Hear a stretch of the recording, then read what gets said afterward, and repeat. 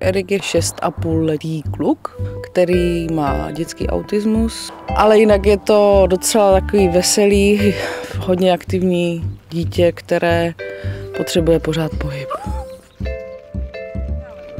No jako co se týče účelu toho homesharingu, tak spíš to vnímám jako pro něho, aby zažil i jiné prostředí.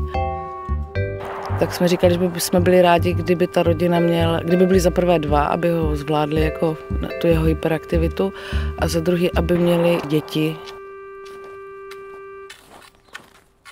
My jsme ve Faltusovi a Erik nám teďka jezdí druhým rokem. No. Potkal nás inzerát na homesharing.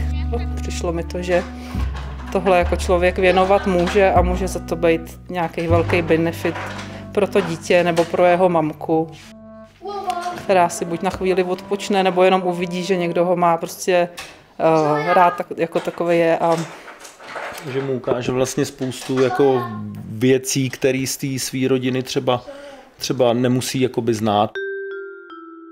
Spíš jsem se víc bála toho, aby to oni aby to unesli prostě někdy tu jeho hyperaktivitu a ty jeho záchvaty a spíš, aby to oni nevzdali, protože vím, že to s ním není jednoduchý, protože i třeba co se týče těch asistentů, tak jsem to zažila, že to i vzdali, protože to prostě nezvládli.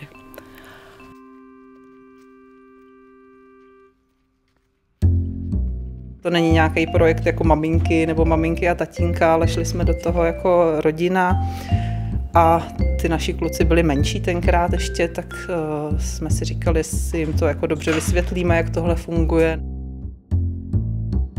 A to se rozplynulo asi taky postupně tím zacvičováním, tím, jak byl čas se do toho vpravit. Tady prostě součástí té rodiny, my ho i bereme jako člena rodiny, nedovedeme si představit, že by třeba mamka jeho řekla, že už jako nechce ten homesharing, že pro nás by to bylo fakt jako ztratit člena rodiny. Ale pro mě je důležité, aby to vydrželo. Aby to bylo prostě co nejstálejší a až budou i kluci větší. Já myslím, že by do toho měl jít ten, kdo, když jakoby o tom čte nebo to někde vidí a jen trošku ho to jako šimrá v bříšku, že to jako nějak dává smysl a líbí se mu to, tak do toho jít, protože to prostě dává smysl. Je to hrozně obohacující pro nás tím, že tady máme takovouhle bytost pozitivní. A spoustu se na tom učí naše děti, jejich kamarádi, kteří si sem chodí taky s Erikem hrát.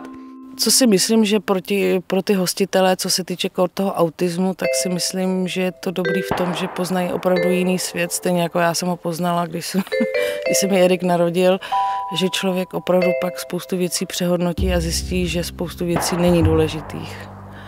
A že důležitější je opravdu ty svoje blízké vnímat a ne řešit, jestli mají umazaný kalhoty nebo nemají.